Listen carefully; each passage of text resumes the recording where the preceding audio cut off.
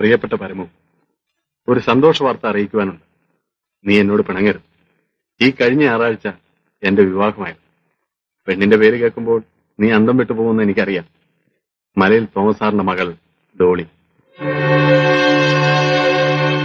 നേരിൽ കാണുമ്പോൾ എല്ലാം വിശദമായി പറയാം. മനഃപൂർവ്വമാണ് നിന്നെ വിവരം അറിയിക്കായിരുന്നത്. തൽക്കാലം നീ നാട്ടിൽ വരുന്നത് നല്ലതല്ല എന്ന് കരുതി. സന്തോഷ വാർത്ത എന്ന് ഞാൻ ആദ്യം എഴുതിയല്ലോ, അല്പം ദുഃഖം കൂടിയുണ്ട്. കല്യാണത്തിന്റെ പിറ്റേ ദിവസം തോമസ് സാർ ഹാർട്ട് അറ്റാക്ക് മൂലം മരിച്ചു. ഭാഗ്യത്തിന് ഞാൻ വീട്ടിലില്ലായിരുന്നു. ഉണ്ടായിരുന്നെങ്കിൽ ഞാൻ കൊന്നതാണെന്ന് നാട്ടുകാർ ചിലപ്പോൾ പറഞ്ഞേനെ. നിന്നെ കാണണമെന്ന് ആഗ്രഹമുണ്ട്. എങ്കിലും തൽക്കാലം ഞാൻ അത് മനസ്സിൽ ഒതുക്കുന്നു. നിനക്ക് സുഖം തന്നെയല്ലേ? ഭയമിയെ അന്വേഷിച്ചതായി പറയണം. നിർത്തട്ടെ. സ്വന്തം ജോണി. എടാ കള്ള കഴിവേറി. അവിടെ നോക്ക്, നല്ല പേരല്ലേ? നീ ഇന്ന് കാവല് വരുന്നോ? എന്തിനാ?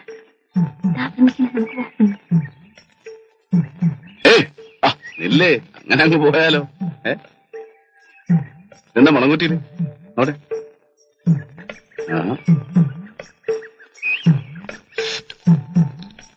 നല്ല ഒന്നാന്തരം തേൻ. ഇതാർക്കാ? ഭൈമി തമ്പ്രാട്ടിക്കാ. ഓ, ഭൈമിക്ക്. ഭൈമി തമ്പ്രാട്ടി. അല്ല, അപ്പൊ എനിക്കൊന്നും. നിങ്ങള് പേര് പറഞ്ഞില്ലല്ലോ. ഞാൻ തങ്ക, ഇവള് മാല. നല്ല പേരാണല്ലോ. മൂപ്പന്റെ മക്കളാണല്ലേ? അല്ല, എനിക്കൊന്നും ഇല്ലേ. ഞങ്ങൾ തന്നാ തമ്പ്രാൻ കഴിക്കോ? ഞാൻ തിന്നുകളയും. നാളെ രാത്രി പൊങ്കലിന്റെ തുള്ളല്. തമ്പ്രാനും വരണം, വല്യമ്പ്രാനും വരണം. ഞങ്ങൾ വിരുന്ന് വരും. എന്റെ ഓച്ചറപ്പരദേവരെ, ആ വിരുന്ന് മുഴുവൻ എന്നെ കൊണ്ട് തീറ്റിക്കണേ.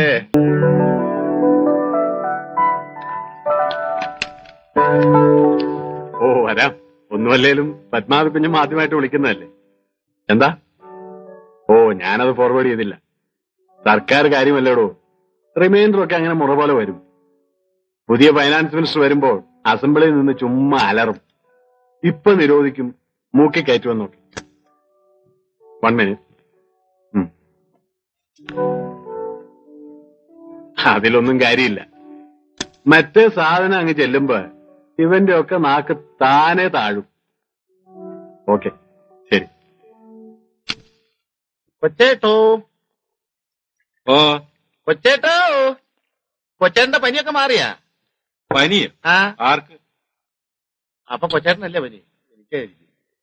കടുപ്പത്തിലൊരു ചായ. ചായയോ? ഒത്തിരി മാത്തുണ്ണി. ലോകാര്യം വല്ലോണ്ടേ പറ, ഞാനും കേൾക്കാം. ചായ കടം തരത്തില്ല. ഓ, തന്റെ ചായ കിട്ടില്ല, ഇപ്പൊ ചത്തു. വേണ്ടടോ, തന്റെ മോളൊരുത്തി കല്യാണപ്രായം കഴിഞ്ഞ് നിൽക്കുന്നുണ്ടല്ലോ, അത് ഞാൻ കാണിച്ചു തരാം. അല്ല, അത് ഞാൻ കാണിച്ചു തരാം. താൻ ഇനിയെങ്കിലും ഈ ഗതികിട്ടാത്ത പണി ഒന്ന് നിർത്തണോ മാപ്പിളെ? ആ ജോണി മുതലാളിയെ പോയി കണ്ട് വല്ല കണക്കെഴുത്ത് പണിയോ കൂലിപ്പണിയോ തരാൻ പറ. നീ കുഞ്ഞുഞ്ഞിനെ കണ്ട് പഠിക്ക്. എന്റെ പട്ടിക്കാണ് അവന്റെ കൂലിപ്പണി. കൊടികെട്ടിയ കുറെ മുതലാളിമാരെ കണ്ടിട്ടുള്ളവരായി ഞാൻ. പിന്നെ ആയി പുതുവഴിശീലക്കാരെ. അങ്ങനെ അങ്ങ് കൊച്ചാക്കാതോ മാത്തുണ്ണി. ജോണി അല്ലാതെ ഏത് മുതലാളി അവിടെ കൊടികെട്ടിയത്? ഉണ്ണിത്താന്റെ ചെരുപ്പിന്റെ വിലയുണ്ടോ താനീ പറഞ്ഞ കോണിക്ക്? ഏത് ഉണ്ണിത്താനാണോ? ജയിലിൽ കിടന്ന് മരിച്ച ഉണ്ണിത്താൻ. അയാള് മരിച്ചിട്ട് വർഷം രണ്ടായില്ലേ? ആയിക്കോട്ടെ കൊച്ചേട്ടാ, പറ്റത്രയാ? 2 രൂപ. തന്റെ ജോണി മുതലാളി ഉണ്ടല്ലോ, മുതലാളിയെ കുറിച്ച് അക്ഷരം പറഞ്ഞാൽ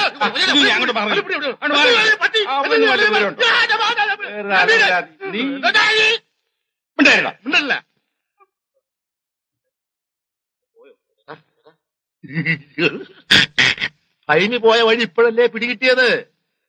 അന്ന് മുതൽ പരമൂലം കാണാനില്ല. അല്ലെങ്കിൽ 6 മാസം കൂടുമ്പോഴെങ്കിലും അവനിവിടെ വരണവനാ. കൊല്ലം 2 അവനെയും കാണാനില്ല. എഞ്ചിനീയർ കേസിൽ ഇവിടെ പോലീസ് കസ്റ്റഡിയിലായിരുന്നു. വരവെന്തപ്പോ അവൻ വാഴ വെട്ടി. ഏത് വാഴ? ഭൈമി എന്ന വാഴ. എന്റെ മാത്തുണ്ണി, നിന്റെ ഒരു ഇന്ന് നിനക്കൊരു ചായ ഫ്രീ. ആശാനെ, എന്റെ കണക്കിൽ മാത്തുണ്ണിക്ക് ഒരു ചായ കൊടുക്ക്. എന്റെ പറ്റിലും. വേണ്ട വേണ്ട വേണ്ട, എല്ലാ ചായ കൂടി കുടിച്ചാൽ എന്റെ വയറ് പൊട്ടും. ഒരു ചായ മതി, ബാക്കിയുള്ളൊരു കടി പോരട്ടെ. ബെന്നുണ്ടാ.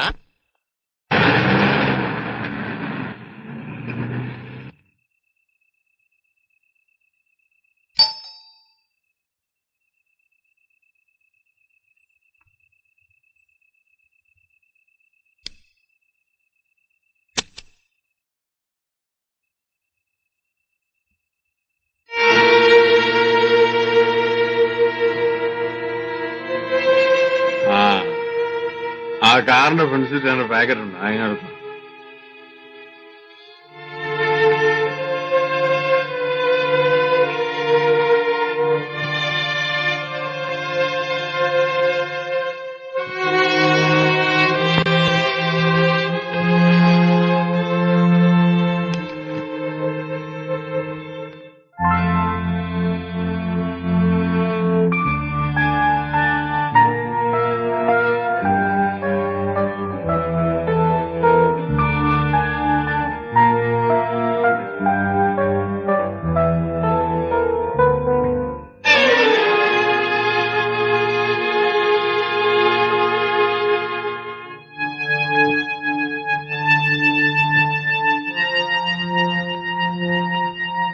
നീ വിഷമിക്കാതെ.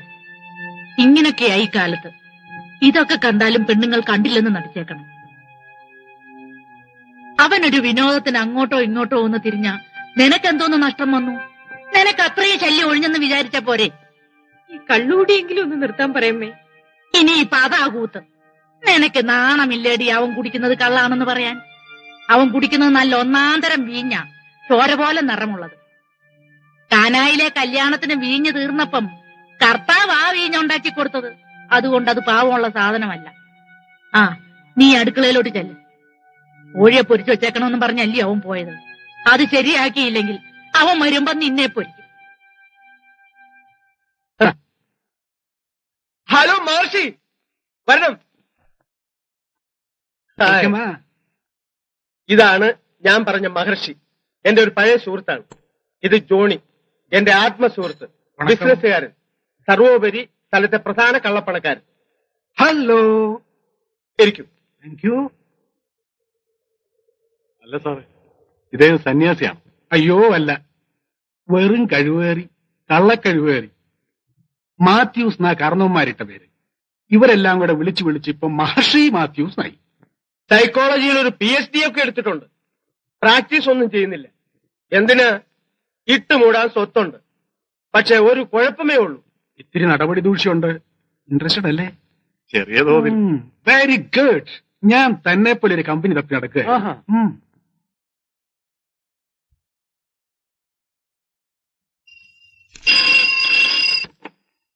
Hello, yes McPherson here. എപ്പോ? ജാമ്യം കിട്ടിയില്ലേ? എസ്റ്റേറ്റിലെ കാര്യം വല്ല മനുഷ്യൻ ചെയ്തിട്ടുണ്ടോ? Okay, thank you for the information.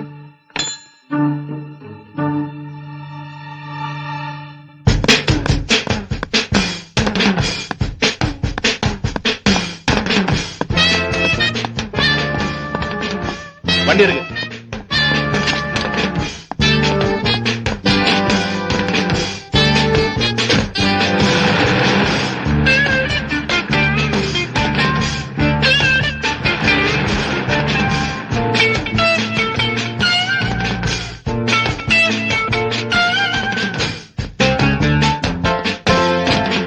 പരമോ, പരമോ, പരമോ എവിടെ? മുറിയിലുണ്ട്. വിളിക്കേ.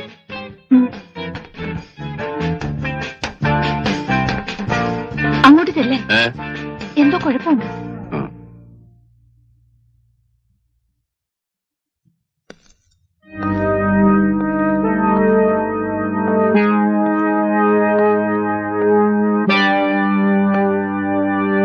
സാർ, എന്തിനാ വിളിപ്പിച്ചേ?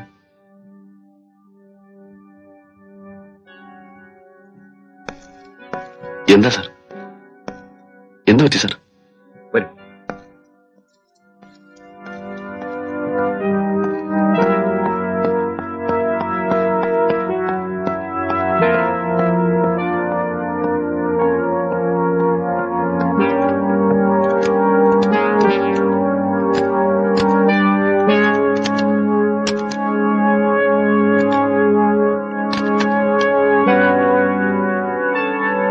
അങ്ങോട്ട്.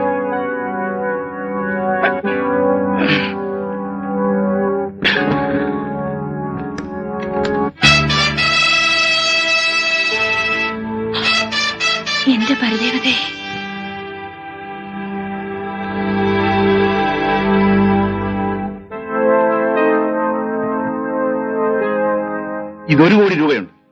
നമ്മുടെ ബോംബെ ഏജന്റ് പോലീസ് കസ്റ്റഡിയിലായി. ആ റാസ്കൽ എല്ലാ വിവരങ്ങളും പോലീസിനോട് പറഞ്ഞു. ഏത് നിമിഷവും ഇവിടെ റെയ്ഡ് ഉണ്ടാകും. അതിനുള്ള ഈ പെട്ടി ഇവിടെ നിന്ന് മാറ്റണം. നിന്റെ നാട്ടിൽ എവിടെയെങ്കിലും കൊണ്ടുപോയി ഒളിപ്പിക്കാൻ പറ്റും. പറ്റില്ലെങ്കിൽ പറയേ.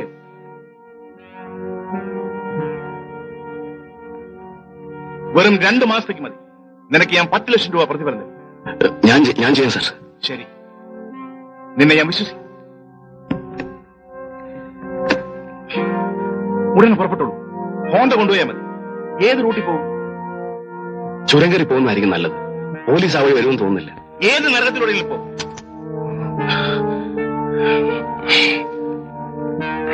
ഈ പെട്ടി ജോണിയുടെ കൊടുക്കണോ? ഇത്രയും പണം ഒന്നിച്ച് കാണുമ്പോ അവൻ വല്ല ഏനക്കേടും ചെയ്താലോ? പിന്നെ എന്ത് ചെയ്യും?